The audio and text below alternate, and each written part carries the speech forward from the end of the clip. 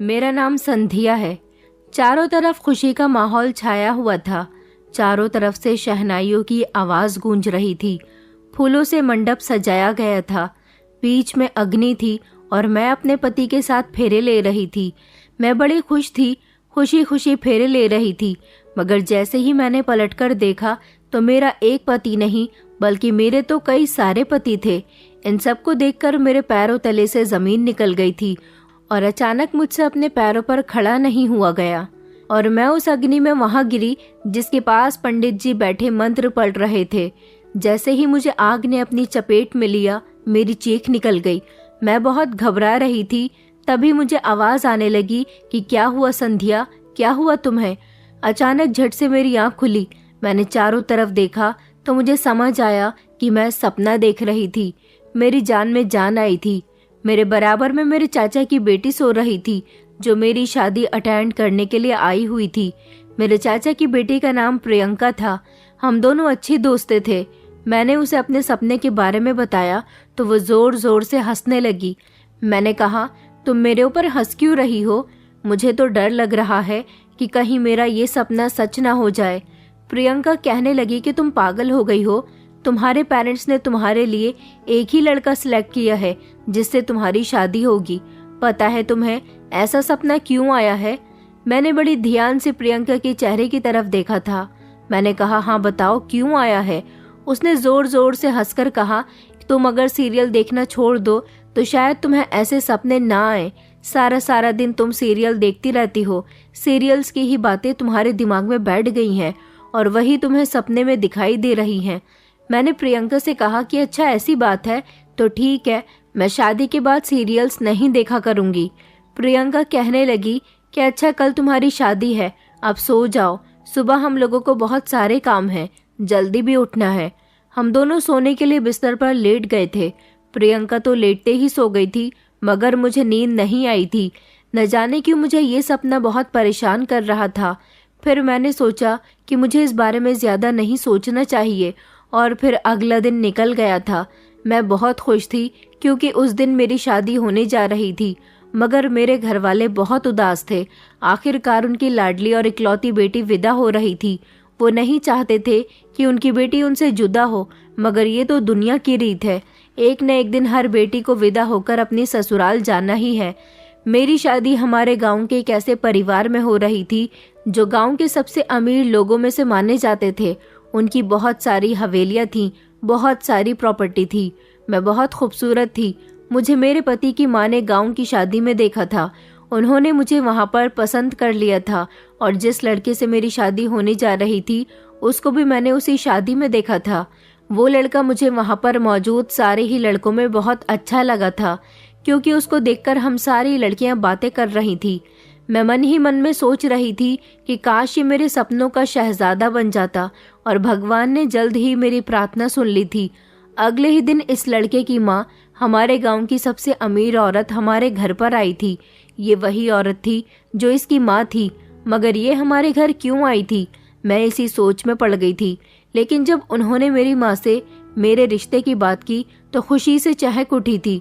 मैं तो फूली नहीं समा रही थी। लड़के की माँ का कहना था कि मुझे आपकी बेटी बहुत पसंद आई है। मेरे 5 बेटे हैं। मैं इसका रिश्ता अपने सबसे बड़े बेटे के लिए लाई हूँ। मुझे उम्मीद है आप इस रिश्ते से इनकार नहीं करोगी। मेरी माँ ने कहा था कि मेरे पति आ जाएंगे तो मैं आपको उनसे बात करके बता दूंगी। वो अपने लड़के का फोटो देकर चली गई थी। उन्होंने कहा था कि उम्मीद है आपको हमारा बेटा जरूर पसंद आएगा।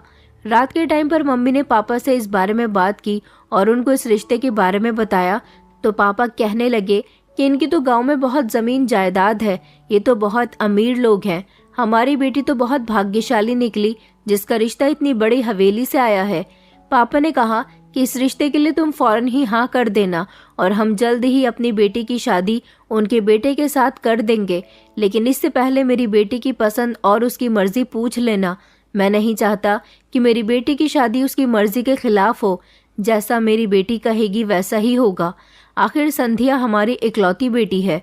मैं उसको किसी तरह से निराश नहीं करना चाहता। मम्मी पापा तो बहुत खुश हो गए थे। जब मम्मी ने मुझे लड़के की फोटो दिखाई तो मेरी खुशी के ठिकाने नहीं थे, क्योंकि ये वही लड़का था जिसको मैंने शादी में देखा था और जो मेरे दिल को छू गया था। ये लड़का मुझे बहुत पसंद था क्योंकि ये बहुत ही स्मार्ट था। मैंने इस रिश्ते के लिए फौरन ही हाँ कर दी थी। इस तरह मेरा रिश्ता इस लड़के के साथ तय हो गया था। मेरी शादी 2 महीने के अंदर अंदर तय होना पाई थी। मेरी सास का कहना था कि मैं जल्द से जल्द संध्या को अपने घर की बहू बनाना चाहती हूँ, जल्द ही अपने घर में बहू लाकर रोशनी करना चाहती हूँ। और फिर फाइनली मेरी शादी का दिन भी आ गया था। हमारे सारे रिश्तेदार ही हमारे घर पर आए हुए थे। हमारे ज्यादातर रिश्तेदार शहर में रहा करते थे। हम लोग गरीब थे, इसलिए हम इसी गांव में रहते थे, मगर फिर भी इतने गरीब नहीं थे। भगवान का दिया सब कुछ था। मेरे पापा अपनी मेहनत मजदूरी से हम लोगों का पेट ईमानदारी के पैसों से पाल रहे थे। जिंदगी अच्छी गुजर रही थी। और फिर मेरा रिश्ता भी एक ऐसे परिवार से आ गया था जहां पर मैं राज करती। मेरे होने वाले पति का नाम रवि था। जिस दिन से मेरा रिश्ता लगा था उसी दिन से मेरे दिल में रवि के लिए मोहब्बत जागने लगी थी। मैंने तो कभी सपने में भी नहीं सोचा था कि मेरी शादी एक इतने अमीर परिवार में और इतने हैंडसम लड़के के साथ होगी। मेरी खूबसूरती मेरी सास को बहुत पसंद आई थी और मुझे भी रवि बहुत पसंद आया था। इस तरह मेरी शादी रवि के साथ हो गई थी। मगर जिस दिन वो लोग बारात लेकर आए थे उस दिन मेरी सास ने कहा था कि अगर आप लोगों को बुरा ना लगे तो हम चाहते हैं कि हमारी बहू का घूंघट लंबा कर दिया जाए, क्योंकि हमारी हवेली की प्रथा है। हमारे यहाँ की दुल्हन जब शादी के दिन दुल्हन बनती है तो उसके चेहरे पर लंबा सा घूंघट डाल दिया जाता है और उसका चेहरा शादी वाले दिन कोई नहीं देख सकता। शादी के बाद सिर्फ उसका पति ही उसका घूंघट हटाएगा, उसके बाद ही सब लोग उसका चेहरा देखेंगे। मेरे मम्मी पापा ने कहा था कि हमें इस बात से कोई एतराज नहीं है। मेरे चाचा की बेटी प्रियंका, जो कि मेरे साथ खूब हंसी मजाक करती थी, मैं हर महीने 2 दिन के लिए चाचा जी के घर शहर जरूर जाया करती थी और कभी कभी प्रियंका भी हमारे घर पर आती जाती रहती थी। इसलिए हम दोनों की गहरी दोस्ती थी। प्रियंका मेरी शादी होने से बहुत ही उदास थी। उसका कहना था कि अब तुम ससुराल की हो जाओगी। मैंने उससे मजाक में कहा था कि तुम भी जल्द से जल्द शादी कर लो, मगर प्रियंका अभी शादी नहीं करना चाहती थी क्योंकि उसके बड़े बड़े सपने थे। उसका मानना था कि पढ़ी लिखी लड़कियों को इतनी जल्दी शादी नहीं करनी चाहिए। अगर उन्होंने शिक्षा हासिल की है तो उस शिक्षा का फायदा उठाना चाहिए। प्रियंका अभी कुछ समय तक जॉब करना चाहती थी। उसकी पढ़ाई तो मेरी शादी से पहले ही पूरी हो गई थी, मगर अब वो जॉब की तलाश कर रही थी। उसने कहा था कि तुम्हारी शादी हो जाएगी तो मैं भी बिजी हो जाऊंगी, जॉब करने लगूंगी तो मुझे ज्यादा टाइम नहीं मिला करेगा, लेकिन हम दोनों एक दूसरे से फोन पर बात कर लिया करेंगे। उसने मुझसे कहा था कि तुम ससुराल जाने के बाद मुझे अपने नंबर से कॉल करना। मैंने उससे कहा था हाँ, मैं अपने पति से कहूंगी कि वो मुझे एक नया मोबाइल लाकर दे, फिर हम दोनों ढेर सारी बातें किया करेंगे। खुशी खुशी मुझे विदा कर दिया गया था। अपनी विदाई पर मैं बहुत रोई थी, क्योंकि बचपन से लेकर अब तक मेरे माता पिता ने मुझे बहुत लाड प्यार से पाला था। उन्हें उम्मीद थी कि उनकी बेटी को ससुराल में भी बहुत प्यार मिलेगा, क्योंकि ससुराल में मेरी सास और मेरे पति के अलावा 4 देवर भी मौजूद थे। मेरी सास का कहना था कि हमारे घर में बहू नहीं बल्कि बेटी आने वाली है, हम उसे बहुत प्यार करेंगे। मेरे चेहरे पर अभी भी लंबा सा घूंघट था। मुझे जब हवेली के अंदर लाया गया तो मेरा बहुत अच्छे से स्वागत किया गया था। घूंघट की आड़ में मुझे कुछ भी दिखाई नहीं दे रहा था, सिर्फ मुझे लोगों की आवाजें सुनाई दे रही थी। और फिर थोड़ी देर के बाद मुझे मेरे कमरे में भेज दिया गया था। मेरी सास ने मुझे सख्ती से मना किया था कि अपना घूंघट नहीं हटाना। जब तक तुम्हारा पति तुम्हें देख नहीं लेता तब तक तुम्हें भी कुछ नहीं देखना है। मैंने अपनी सास से कहा था कि मैं ऐसा ही करूंगी। मैं कमरे में दुल्हन बनी हुई बैठी थी और सोच रही थी कि जब मेरा पति कमरे के अंदर आएगा तो मैं उससे क्या बात करूंगी। मुझे तो सोच सोच कर ही खुशी हो रही थी। मेरे मन में लड्डू फूट रहे थे। आखिरकार मेरी शादी हुई थी और शादी के बाद मैं पहली बार अपने पति से मिलने जा रही थी। उसको तो मैंने सिर्फ एक ही बार देखा था, वो भी दूर से। आज मैं उसको बहुत करीब से देखने वाली थी और उससे बात करने वाली थी। कुछ समय गुजरा तो मेरा पति कमरे के अंदर आया था। मेरे दिल की धड़कनें तेज हो गई थी। वो धीरे से मेरे करीब आकर बैठ गया और उसने जब मेरा घूंघट हटाया तो वो मेरी बहुत तारीफ करने लगा। उसकी तारीफों पर मैं बहुत खुश हो रही थी। ऐसा लग रहा था जैसे मुझे अपनी जिंदगी की सारी खुशियां मिल गई हों। फिर उसने मुझसे कहा कि तुम अपना हाथ आगे बढ़ाओ। मैंने जैसे ही अपना हाथ आगे बढ़ाया तो उसने मेरे हाथ में सोने के कंगन पहना दिए। उसका छूना मुझे बड़ा प्यार भरा एहसास दिला रहा था। मैं उन कंगन को देखकर मुस्कुरा रही थी। वो कहने लगा कि तुम्हें ये कंगन पसंद आए? तो मैंने कहा कि मुझे तो बहुत पसंद आए, क्योंकि ये कंगन बहुत खूबसूरत है। काफी देर तक तो वो मुझसे बातें करता रहा था। फिर थोड़ी देर के बाद कहने लगा कि तुम अपना घूंघट काट लो, मैं अभी आता हूँ। मैंने कहा अब घूंघट काटने की क्या जरूरत है? तो वो कहने लगा कि अभी घूंघट काटने की रस्म पूरी नहीं हुई है। हमारे यहाँ ये शादी की एक बहुत अहम रस्म होती है। मुझे समझ नहीं आया था कि वो क्या कहना चाहता था। मैंने घूंघट काट लिया था। उसने कहा कि मैं थोड़ी देर में आता हूँ। फिर से मैं अपने कमरे में अकेली बैठी रही थी और उसके आने का इंतजार कर रही थी। मैंने अपना घूंघट काट लिया था। थोड़ी ही देर गुजरी कि फिर से कमरे के अंदर कोई आया। मैं समझ गई थी कि मेरा पति आया होगा। उसने मेरा घूंघट नहीं उठाया। वो मेरे बराबर में बैठ गया और उसने मेरे दोनों हाथ पकड़े। वो फिर से मेरे हाथों में कंगन पहनाने लगा। जब झट से मैंने अपना घूंघट हटाया और उसके चेहरे की तरफ देखा तो मेरे होश उड़ गए थे। मैं जल्दी से उससे पीछे हटी और कहने लगी कि ये क्या बदतमीजी है? तो वो कहने लगा कि ये कोई बदतमीजी नहीं है, क्या ये कंगन तुम्हें पसंद नहीं आए? उसकी बात सुनकर मेरे होश उड़ गए थे, क्योंकि ये मेरा पति नहीं बल्कि मेरा देवर था। मगर वो कह रहा था कि मैं भी तुम्हारा पति हूँ। मैंने कहा आखिर ये किस तरह का मजाक हो रहा है? चलो मेरे कमरे से जाओ, मुझे तुम्हारे भैया का इंतजार है।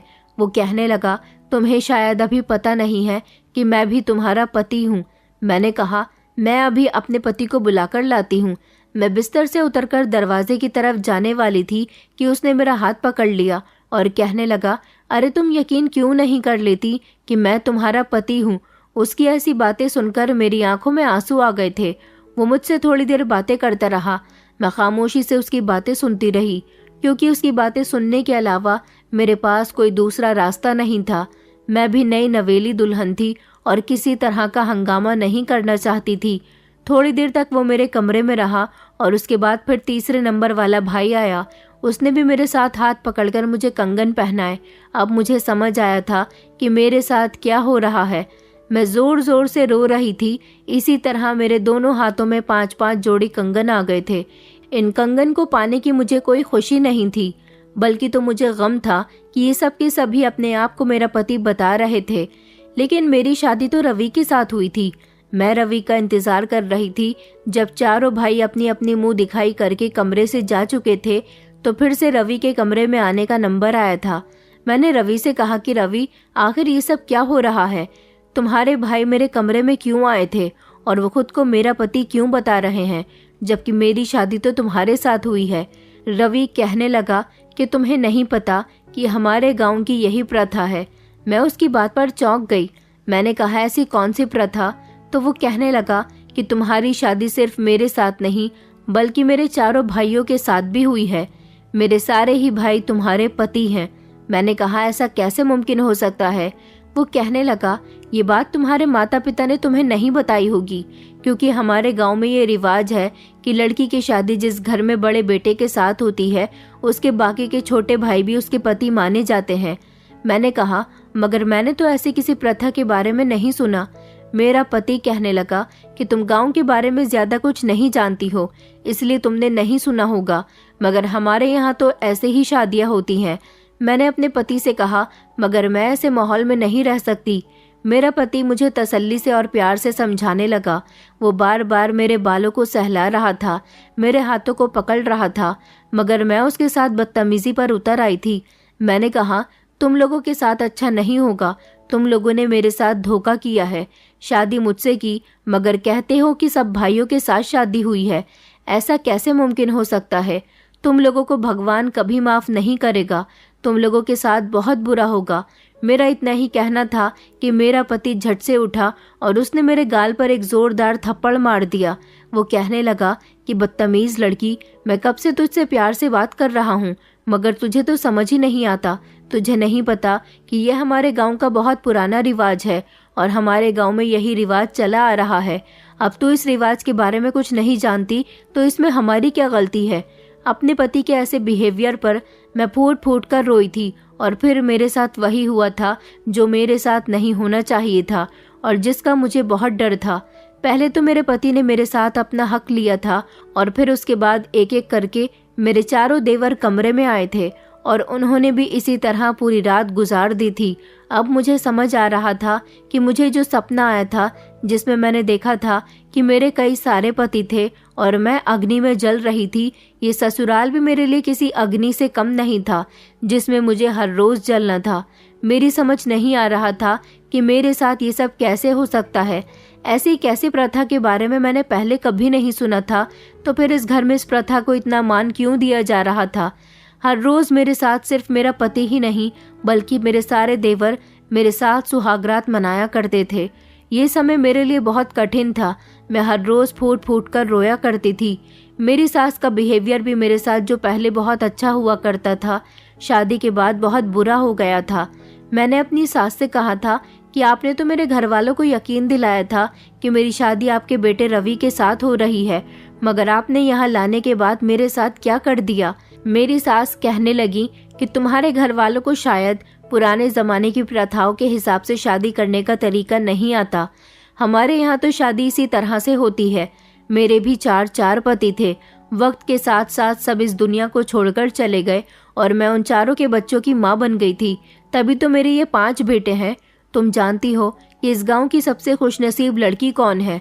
मैंने रोते हुए कहा कि कौन है, तो उन्होंने कहा कि वो लड़की सबसे खुशकिस्मत लड़की है जिसकी सास का सिर्फ एक ही बेटा है। वो अकेले उसी की पत्नी बनकर सारी जिंदगी गुजार देगी, मगर जिसकी ससुराल में सास के कई सारे बेटे हों, उन्हें उन सभी को अपना पति मानना होगा। मैंने अपने दिल में सोचा, तो भगवान करे कि तुम्हारे सारे बेटे मर जाए और मुझे इस नर्क से छुटकारा मिल जाए। मुझे अभी तक मेरे घर वालों से भी मिलने नहीं दिया गया था। मैंने अपनी सास से कहा था कि मैं अपने मायके जाकर अपने पेरेंट्स से मिलना चाहती हूँ। मेरी सास ने कहा था कि हमारे यहाँ का रिवाज है कि बहू को जब तक कोई खुशखबरी नहीं मिल जाती तब तक वो अपने मायके नहीं जाती। मैंने चौंक कर अपनी सास को देखा था और मैंने कहा था कि आखिर ये किस तरह का रिवाज है। अगर मैं सारी जिंदगी मां नहीं बनी तो क्या सारी जिंदगी अपने माता पिता से भी नहीं मिल सकूंगी? मेरी सास कहने लगी कि शुभ शुभ बातें मुंह से निकाला करो लड़की। अगर तुम सारी जिंदगी मां नहीं बनी तो मेरे बेटों का खानदान आगे कैसे बढ़ेगा? माँ तो तुम बनकर ही रहोगी। अगर माता पिता से मिलना चाहती हो तो जल्द ही मुझे दादी बनने की खुशखबरी सुना दो, वरना सारी जिंदगी तुम्हें तुम्हारे माता पिता की शक्ल से तरसा दूंगी। अपनी सास की बातें सुनकर मैं और ज्यादा रोने लगी थी। मेरी चीखों की आवाज सुनकर मेरी सास ने कहा कि खामोश हो जाओ। अगर तुम्हारे चिल्लाने की आवाज पड़ोस तक गई तो लोग क्या कहेंगे कि नई नवेली दुल्हन इतनी जोर जोर से रो रही है, जरूर इसके साथ कुछ गलत किया जा रहा है। मैंने कहा, तुम लोग मेरे साथ कुछ अच्छा भी तो नहीं कर रहे हो। तुम लोग मेरे साथ बहुत गलत कर रहे हो। तुम्हें इस सब की सजा जरूर मिलकर रहेगी। तभी मेरा देवर आया जो मेरे पति से छोटा था। उसने मुझसे कहा कि आओ संध्या, कमरे के अंदर चलो। मैंने उसका हाथ झटक दिया और कहने लगी कि हटो मेरे करीब से, मुझे हाथ भी मत लगाना, तुम मेरे पति नहीं हो। वो मुझसे फिर भी प्यार से बात करने लगा। मैंने उसे धक्का दे दिया तो वो अपना चेहरा उदास सा बनाकर वहां से चला गया था। फिर मेरा पति रवि वहां पर आया तो वो मुझे प्यार से समझाने लगा और कहने लगा कि चलो कमरे में चलो। मैं उसके साथ कमरे के अंदर चली गई। मैंने उससे कहा कि मैं अपने माता पिता से मिलना चाहती हूँ और मैं तुम्हारे भाइयों को अपना पति नहीं मानती। मेरी शादी तो सिर्फ तुमसे हुई है, मैं सिर्फ तुम्हें ही अपना पति मानती हूँ। मेरा पति कहने लगा, आखिर तुम मान क्यों नहीं लेती कि हम सभी तुम्हारे पति हैं? इसमें तो तुम्हारा ही फायदा है। हम सब तुम्हारा कितना ख्याल रखते हैं, सब लोग तुमसे कितना प्यार करते हैं। तुमने देखा नहीं कि शादी की रात तुम्हारे हाथ कंगन से भर गए थे। अगर तुम सिर्फ मेरी पत्नी होती तो तुम्हें सिर्फ 2 ही कंगन मिलते, मगर हम सारे भाइयों ने तुम्हें कुल मिलाकर 10 कंगन तुम्हारे दोनों हाथों में पहनाए। मैंने कहा कि मुझे कंगन का लालच नहीं है, तुम चाहो तो अपने कंगन मुझसे वापस ले सकते हो, मगर मैं तो सिर्फ तुम्हें अपना पति मानती हूँ। इस बात पर फिर से मेरे पति को गुस्सा आ गया और वो चिल्लाते हुए कहने लगा कि तुम समझते क्यों नहीं हो कि हमारे यहाँ ऐसा ही होता है और तुम्हें तुम्हारे माता पिता से नहीं मिलवाया जाएगा। ये कहकर वो कमरे से निकल गया था और मैं न जाने कब तक फूट फूट कर रोती रही थी। भगवान से प्रार्थना कर रही थी कि भगवान मुझे कभी भी औलाद की खुशी न देना, क्योंकि मैं इन दरिंदों के बच्चों की मां नहीं बन सकती। मुझे कुछ भी करके इस नर्क से निकलना है। ये पांचों दरिंदे जब रात को बिस्तर पर एक एक करके मेरे पास आते हैं, तब मुझे पता चलता है कि मैं किस नर्क की आग में जल रही हूँ।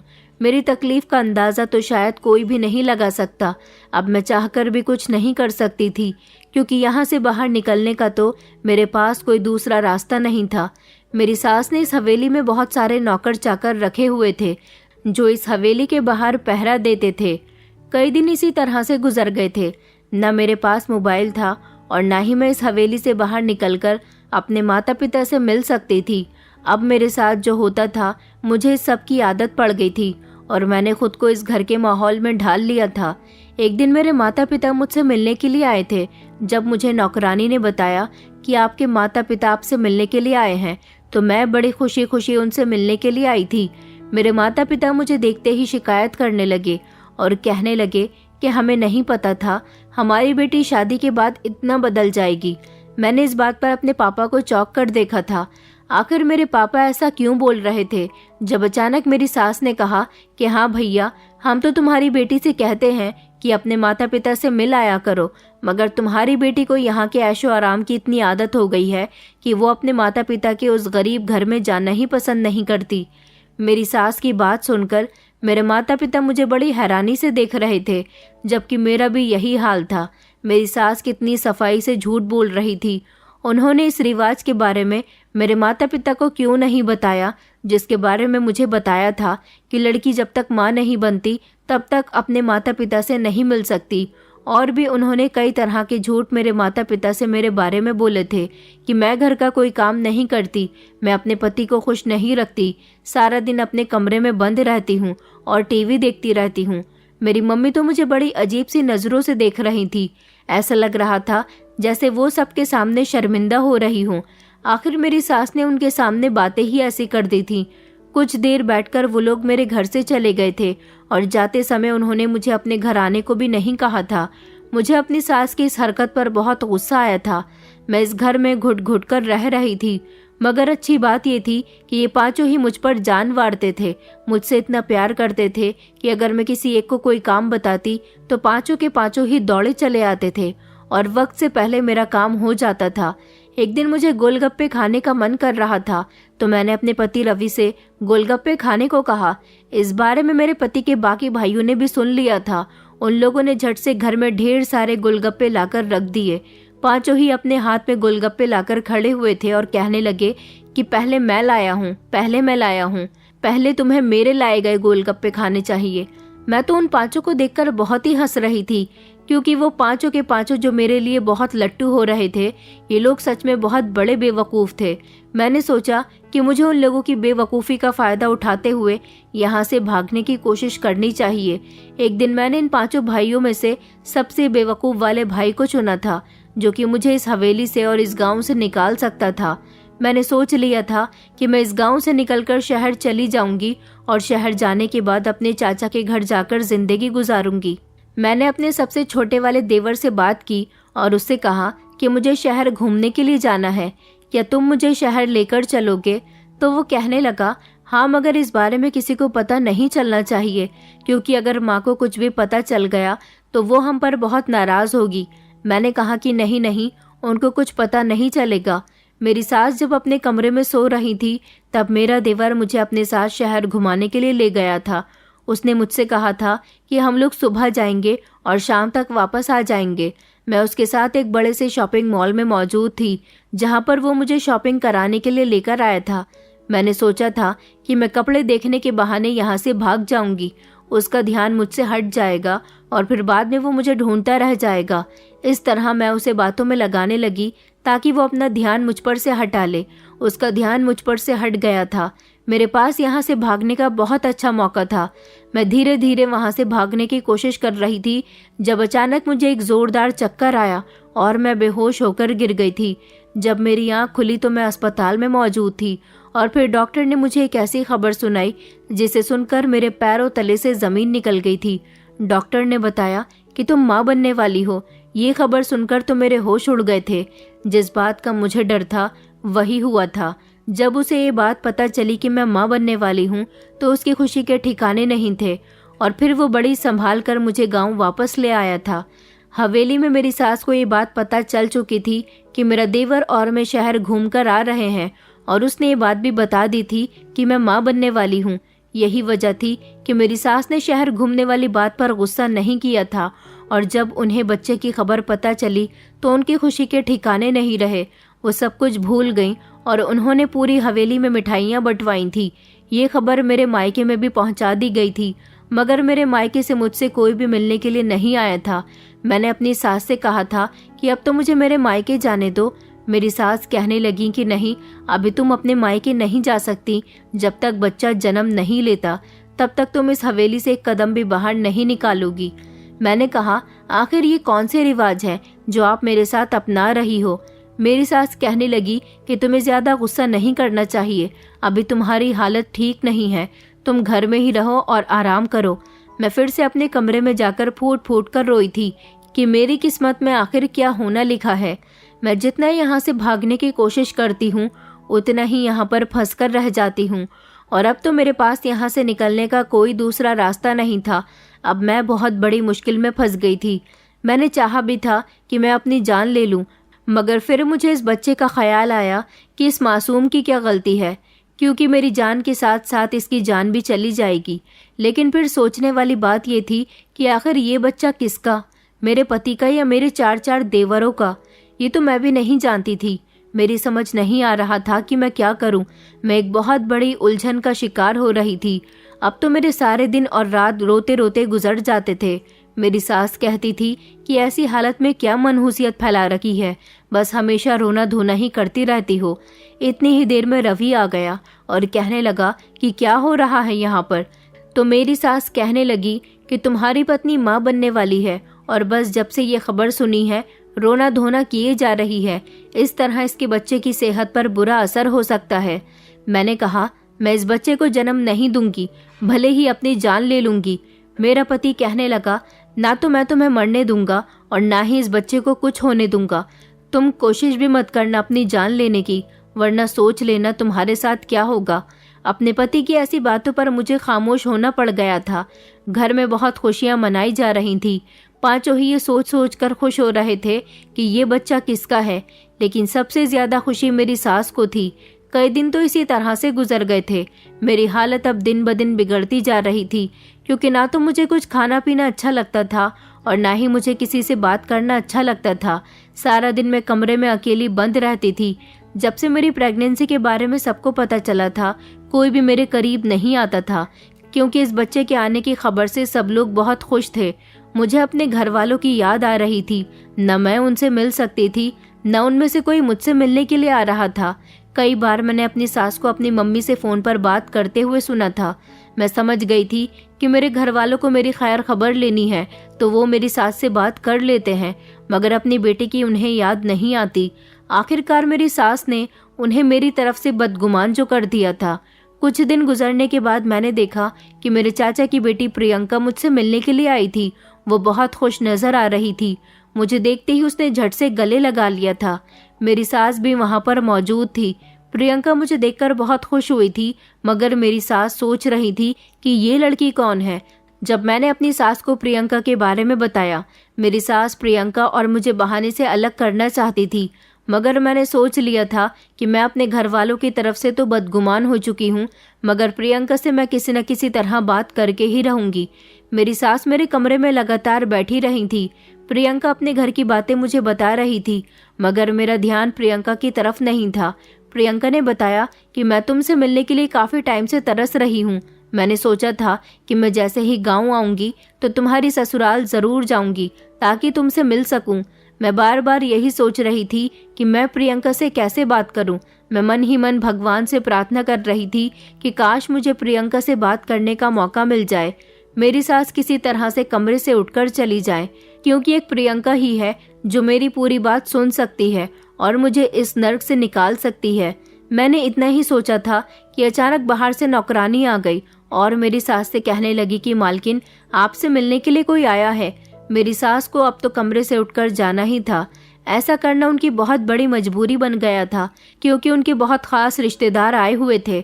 मेरी सास उठकर चली गई थी और मुझे प्रियंका से बात करने का एक बहुत अच्छा मौका मिल गया था। मैंने प्रियंका से कहा कि प्रियंका, मैं यहाँ बिल्कुल भी खुश नहीं हूँ। प्रियंका मेरी बात सुनकर अचानक घबरा गई और कहने लगी, क्यों, क्या हुआ है? फिर मैंने प्रियंका को जब अपने बारे में सब कुछ बताया तो प्रियंका के होश उड़ गए थे। वो कहने लगी, तुम इतने समय से ये सब कुछ कैसे बर्दाश्त कर रही हो? तुम्हें तो पहले ही यहाँ से भाग जाना चाहिए। फिर मैंने उसे बताया कि मैंने यहाँ से भागने की बहुत कोशिश की थी और मैं यहाँ से भागने ही वाली थी कि मुझे खबर मिली कि मैं माँ बनने वाली हूँ। अब मैं चाहकर भी यहाँ से नहीं भाग सकती और मैं ये भी नहीं जानती कि इन 5 में से कौन इस बच्चे का पिता है। प्रियंका कहने लगी कि संध्या, तुम्हारे साथ तो सच में बहुत बुरा हो रहा है। तुम फिक्र मत करो, मैं तुम्हें किसी भी तरह से बचाकर ही रहूंगी। मैंने प्रियंका के आगे हाथ जोड़े और उससे कहा कि प्रियंका, मेरी सास ने मेरे माता पिता को भी मेरी तरफ से भड़का दिया है। प्लीज तुम सब कुछ ठीक कर दो। प्रियंका कहने लगी, ये लोग रस्म रिवाज को कहकर तुम्हें बेवकूफ बना रहे हैं। असल बात क्या है, ये बात बहुत जल्द पता चल जाएगी। तुम फिक्र मत करो। अचानक मेरे कमरे में मेरी सास आ गई थी और हम दोनों खामोश हो गए थे। प्रियंका को अपने दिल का हाल बताकर मुझे बहुत सुकून मिला था। मुझे उम्मीद थी कि प्रियंका मुझे जरूर बचा लेगी। प्रियंका का आना यहाँ पर मेरे लिए किसी चमत्कार से कम नहीं था। इसी तरह कई दिन गुजर गए थे। प्रियंका अपने शहर वापस चली गई थी क्योंकि प्रियंका के पास एक बहुत ही इम्पोर्टेंट कॉल आ गई थी। अचानक मेरे चाचा जी की बहुत तबीयत खराब हो गई थी और प्रियंका वहाँ पर बिजी हो गई थी। इस दौरान उसे मेरी मदद करने का मौका नहीं मिला और मैं अपने ससुराल में अभी भी सड़ रही थी। यहाँ पर मेरा एक एक पल बड़ी मुश्किल से गुजर रहा था। कई महीने इसी तरह से गुजर गए थे और फिर मेरी डिलीवरी का टाइम भी आ गया था। मेरी तबीयत बिगड़ी और मुझे अस्पताल में भर्ती करा दिया गया था। मैंने बेटी को जन्म दिया था।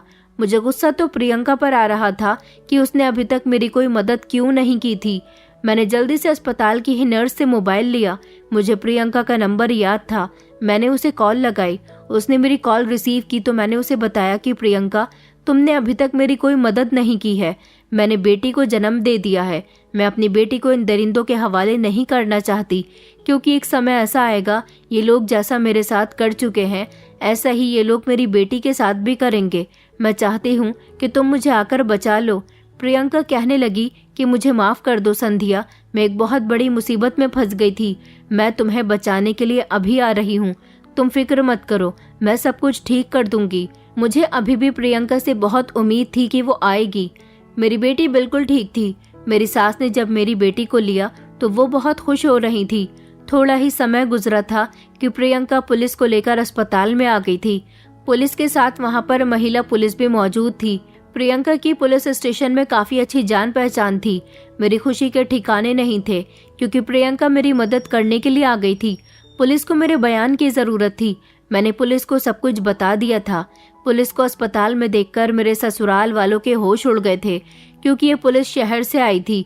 मैंने उन लोगों को जब बताया कि इन लोगों ने मेरे साथ क्या क्या किया है, तो मेरी सास और मेरे पति सहित 4 देवरों को भी अरेस्ट कर लिया गया था। पुलिस वालों ने मेरी सास से कहा था कि एक औरत होते हुए तुम्हें शर्म नहीं आती दूसरी औरत के साथ ऐसा करते हुए? हम तुम्हारे गांव की इस प्रथा को बदलकर ही रहेंगे। तुम्हारे गांव में जो जो लोग लड़कियों की शादियां अपने सभी सारे बेटों के साथ करवाते हैं, उन सभी के खिलाफ मुकदमा दर्ज किया जाएगा। उन सभी को अरेस्ट किया जाएगा। उन सभी को सजा मिलेगी और तुम लोगों को भी बहुत कड़ी सजा मिलेगी, क्योंकि ये लड़की अपना बयान दे चुकी है। मेरी सास कहने लगी कि माफ करना साहब, ये सब कुछ हमारे गांव में नहीं होता। ये सब कुछ मैंने जानबूझकर अपनी बहू के साथ इसलिए किया क्योंकि अगर मेरे 5 बेटों की अलग अलग पत्नियां आती तो आने वाले समय में मेरे घर की जायदाद के अलग अलग हिस्से होते। जब तक मुट्ठी बंद रहती है तब तक उसमें ताकत रहती है, लेकिन जैसे ही मुट्ठी खुल जाती है तो 5 उंगलियां एक दूसरे से अलग हो जाती हैं। मैं भी नहीं चाहती थी कि मेरी जायदाद के हिस्से बंटवारे हों या फिर मेरे बच्चे अलग हो जाएं। उन सभी को एक रखने के लिए मैंने इस लड़की से यही कहा कि तुम्हारी शादी मेरे 5 बेटों के साथ हुई है, और मेरे बेटों ने भी वही किया जैसा मैंने उन्हें समझाया था। मैं इस लड़की से यही कहती रही कि हमारे गांव का यही रिवाज है। हमारे गांव का ये रिवाज कई सालों पुराना था। मैंने ये सब कुछ सिर्फ अपने बेटों को और अपनी जायदाद को एक रखने के लिए ही किया था। पुलिस इंस्पेक्टर ने मेरी सास को ढेर सारी बातें सुनाई थी। उन्हें अरेस्ट कर लिया गया था। मेरी सास ने अपना जुर्म अपने मुंह से एक्सेप्ट कर लिया था। मेरे मम्मी पापा भी आ गए थे। जब उन्हें भी मेरी सास की हकीकत मालूम हुई तो उन लोगों ने भी पुलिस से कहा था कि इस औरत को कड़ी से कड़ी सजा मिलनी चाहिए। मेरे घर वालों ने भी मुझसे अपने बिहेवियर की माफी मांग ली थी। मैं प्रियंका की बहुत एहसानमंद रही कि उसने एक दोस्त और बहन होने का हक निभा दिया था। उसने मुझे इन दरिंदों से बचाया था। मेरी सास और मेरे चारों देवर मुझे बहुत प्यार करते थे। इस सब की खातिर मैंने उन लोगों को कानून से तो बचा लिया था, मगर पुलिस ने उनसे सख्ती से मना किया हुआ था कि कभी भी ऐसा किसी की बेटी के साथ इस गांव में नहीं होना चाहिए। अगर किसी ने भी दोबारा ऐसी गलती करने की कोशिश की तो उसे कड़ी से कड़ी सजा दी जाएगी। पुलिस की ऐसी धमकी सुनकर गांव के सारे ही लोग डर गए थे, जबकि मेरी सास भी, जिनको सजा मिलने वाली थी, वो मेरी वजह से अपने बेटों सहित बच गई थी। मगर मैंने अपने पति से कहा था कि अगर तुम्हें मेरे साथ जिंदगी गुजारनी है तो तुम्हें मुझे यहाँ से लेकर जाना होगा। मेरे हिसाब से तुम्हें जिंदगी गुजारनी होगी, वरना मुझे डिवोर्स देकर खुद से अलग कर दो। मैं अपनी बेटी के साथ खुश रहूंगी। मुझे तुम्हारी कोई ज़रूरत नहीं है। मैं तुम्हारे घर वालों के साथ ज़िंदगी नहीं गुजार सकती। मैं अपनी बेटी को ऐसे हाल में नहीं पालना चाहती जहाँ पर उसके 5-5 पिता हों। मेरा पति कहने लगा कि मुझे माफ़ कर दो। मैंने वही किया जैसा मुझे मेरी माँ ने करने के लिए कहा था, मगर मैं अब सब कुछ ठीक कर दूंगा। प्लीज़ मुझे माफ़ कर दो। लेकिन ना जाने क्यों मेरा मन इस बच्चे को एक्सेप्ट करने को नहीं कर रहा था। मैंने जब ये बात प्रियंका को बताई तो प्रियंका कहने लगी कि इस बच्चे का एक बार मेडिकल करा लेते हैं कि ये बच्चा किसका है। मैं भगवान से प्रार्थना कर रही थी कि अब वो मुझ पर और कोई जुल्म ना करे। काश ये बच्चा मेरा पति और रवि का ही हो, क्योंकि मैं इस बच्चे की जान तो नहीं ले सकती थी। अगर ये बच्चा मेरे किसी देवर का हुआ तो ना जाने क्या होगा। मेडिकल कराने पर पता चला था कि ये बच्चा मेरा और रवि का ही है। तब मेरी जान में जान आई थी और मेरे पति ने मुझसे मेरे पैरों में गिरकर माफ़ी मांगी थी। मेरी सास और मेरे देवर भी मुझसे माफ़ी मांग चुके थे। मेरी शर्त मेरे पति ने एक्सेप्ट कर ली थी। मेरे कहने पर उसने अपने पूरे परिवार को छोड़ दिया था और फिर वो मुझे लेकर शहर आ गया था। हम लोग यहाँ पर एक नई जिंदगी बसर कर रहे हैं। मेरे पति ने अपनी माँ और अपने भाइयों से सारे संबंध खत्म कर दिए और ना ही कभी मेरा पति गांव जाता है, क्योंकि मैं अपनी बेटी को उस गांव और उस गांव की यादों से दूर रखना चाहती हूँ। अब सब कुछ ठीक हो गया। मेरी जिंदगी अपनी बेटी और अपने पति के साथ अच्छी गुजर रही है। शहर में रहकर मेरे पति की सोच भी शहर जैसी हो गई है। वो बहुत समझदार हो गया है। दोस्तों, उम्मीद करती हूँ आपको हमारी कहानी पसंद आई होगी। कहानी पसंद आई है तो वीडियो को लाइक करें, चैनल पर नए हैं तो चैनल को सब्सक्राइब करें और हाँ, नोटिफिकेशन बेल को ज़रूर दबाएं ताकि अगली अपडेट सबसे पहले आपको मिले।